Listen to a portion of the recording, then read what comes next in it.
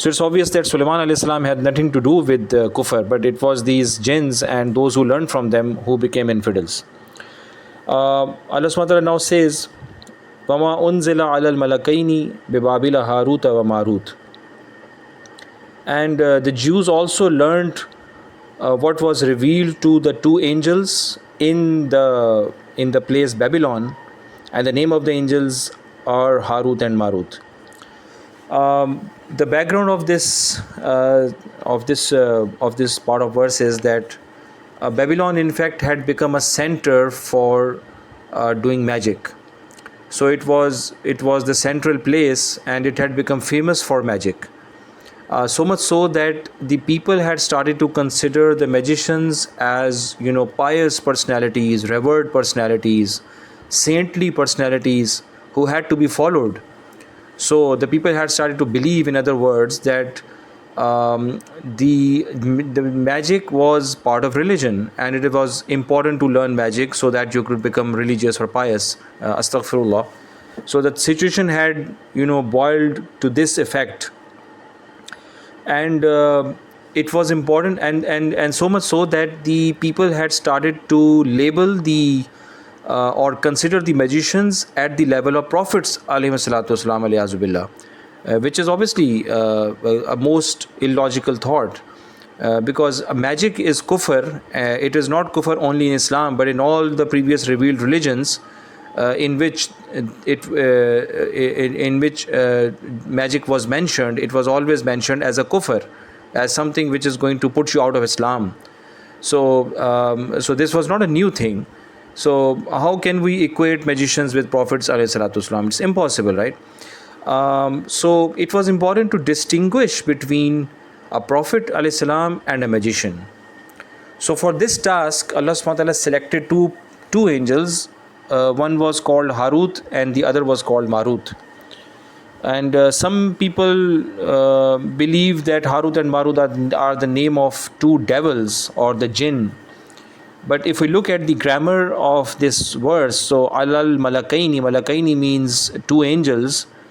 Then Allah subhanahu wa ta'ala follows that up by saying Harut and Marut. So in the Nahav, this is a badal in fact, or a replacement. So the replacement for malakaini or a specification for malakaini is Harut and Marut.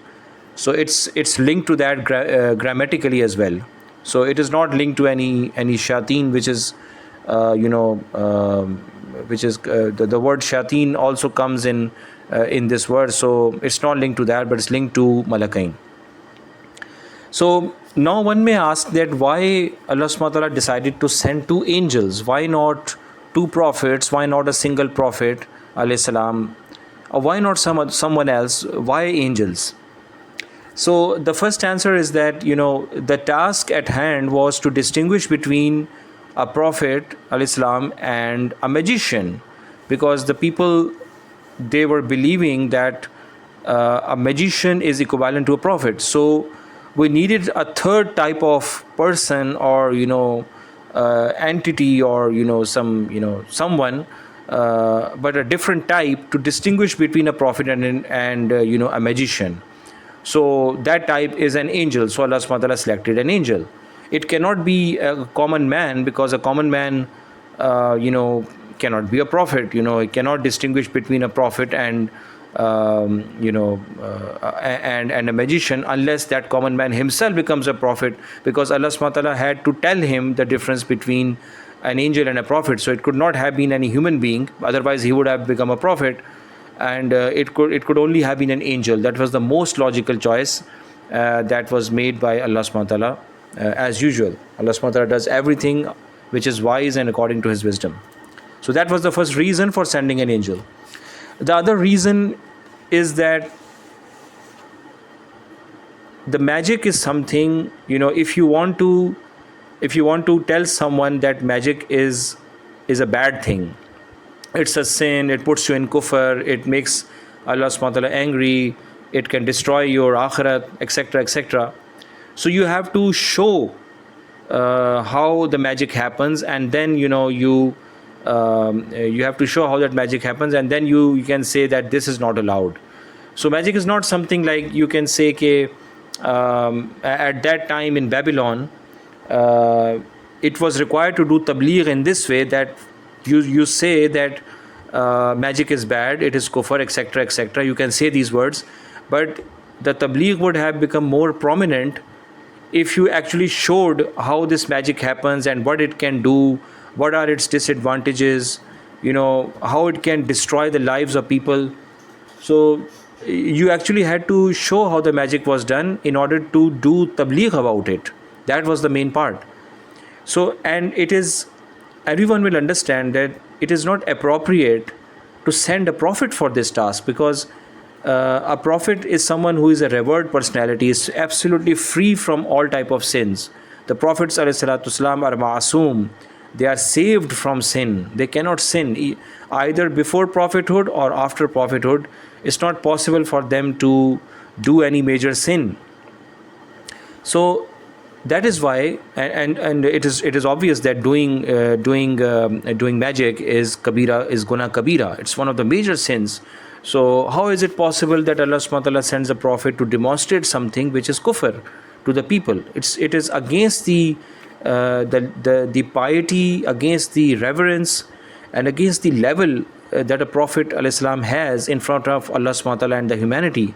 In fact, amongst the whole humanity, the prophets ﷺ are the best of the people, the best of the best, in fact. So it's impossible that they do tabligh by demonstrating kufr, even though if Allah subhanahu wa ta'ala had sent a prophet for showing the disadvantages and the sins of magic, and the prophet had done magic, in fact, the prophet had showed magic by doing it, still no Muslim would blame the Prophet ﷺ in this case, that, oh, the Prophet is doing magic, look, the Prophet is doing magic. No Muslim would do it. Infidels might do it, but no Muslim will put the blame on the Prophet that, look, the Prophet is doing kufr, aliyazu billah. But still, Allah subhanahu wa ta'ala still did not consider it appropriate to send a prophet for this task, because it is against the reverence and the piety and the level of prophets to indulge in such a task, even if it is for Amr bil Ma'ruf and Nahi al Munkar. So this was the reason, that the second reason that Allah subhanahu wa ta'ala decided to send a prophet, send angels instead of a prophet alayhi salatu wasalam. And the third related reason to this is that, as said before, that magic is something about, you cannot do Amr bil Ma'ruf or Nahi al Munkar regarding magic unless you actually show the people how to do it, through its words, through its actions, through everything that is required to do magic. So you are required to do a demo of that in order to tell its disadvantages. So this was against the reverence and the piety of Prophet ﷺ. So this is one third related reason that Allah subhanahu wa ta'ala decided to send two angels rather than a Prophet ﷺ, to distinguish between prophethood and between a magician. So these two angels, they are called Harut and Marut. So one may ask that why Allah subhanahu wa ta'ala sent two angels, why not a single angel? So this is a hikmat which is known only to Allah subhanahu wa ta'ala. And we are better off focusing on what the verse tells us, rather than trying to discover the reasons for two or three angels rather than a single prophet ﷺ. In any case, these angels started their work in Babylon, and they used to tell the people that the magic is kufr, and the Anbiya ﷺ have nothing to do with magic, including Prophet Sulaiman alayhi salam. He has nothing to do with magic. He was not a magician, aliyazu billah. And and you should follow the right path, the right guidance which Allah subhanahu wa ta'ala has given you to your Prophet alayhi salam, and so that you can enter paradise. So they started their work, and